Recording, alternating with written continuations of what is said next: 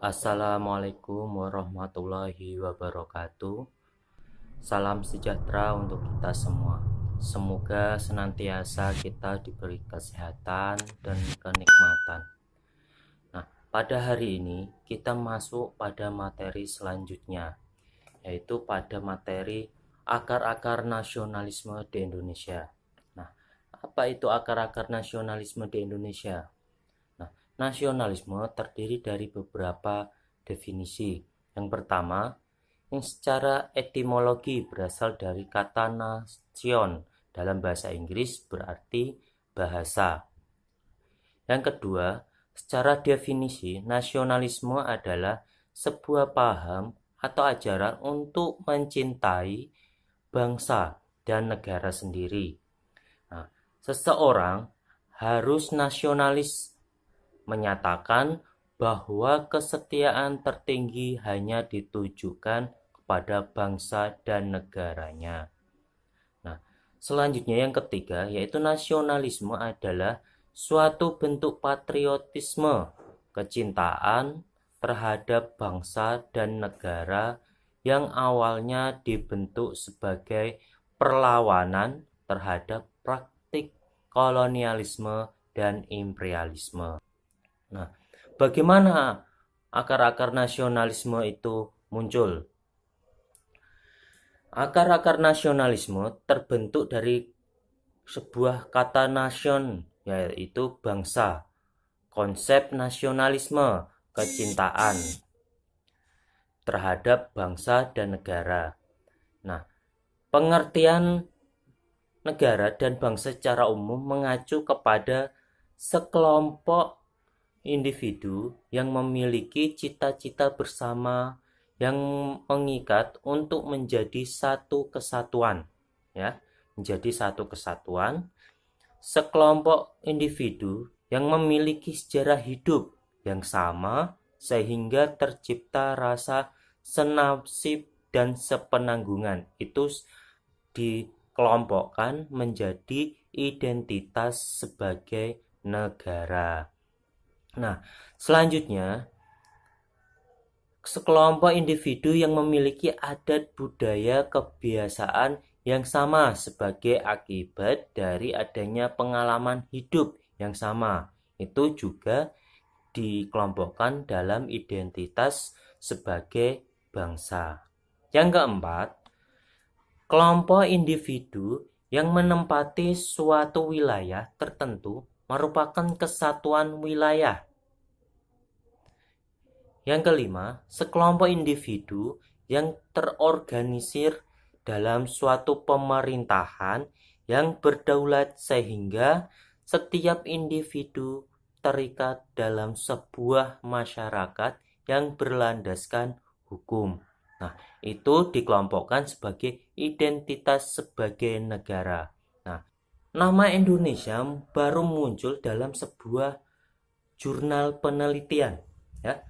Baru muncul dalam sebuah jurnal penelitian yang ditulis oleh J.R. Logan pada tahun 1850 untuk menyebut gugusan kepulauan yang ada di Nusantara. Pada awal abad ke-20, nama Indonesia sebagai populer dipakai untuk mengganti nama Hindia Belanda. Hal ini dilakukan sebagai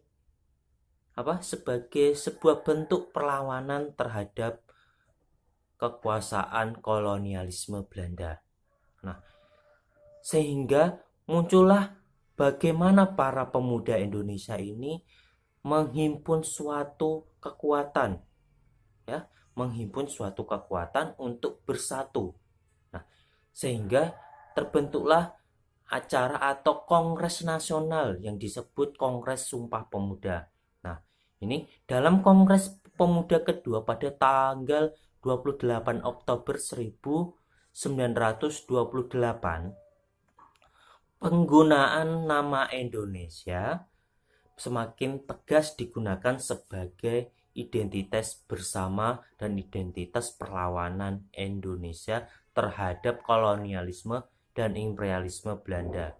Nah, Pada Kongres kedua ini terbentuklah suatu sumpah yang dikenal dengan Sumpah Pemuda yang diikrarkan pada tanggal 28 Oktober 1928 yang isinya ada 3 poin. Yang pertama yaitu kami putra dan putri Indonesia mengaku berbangsa yang satu, bangsa Indonesia. Yang kedua, kami putra-putri Indonesia mengaku bertumpah darah yang satu, tanah air Indonesia. Yang ketiga, kami putra dan putri Indonesia menjunjung bahasa persatuan, bahasa Indonesia. Itu dari Sumpah Pemuda, hasil dari Kongres para pemuda Indonesia di penjuru Nusantara. Nah, selanjutnya, bagaimana akar nasionalisme Indonesia ini muncul? Nah, pada awal abad ke-20, ini adalah konsep identitas Indonesia sebagai negara muncul karena dengan tegas tentara atau batas wilayah yang merupakan salah satu syarat untuk berdirinya sebuah negara dengan tujuan yang jelas, yaitu berdirinya suatu negara hukum yang terbebas dari kolonialisme Belanda.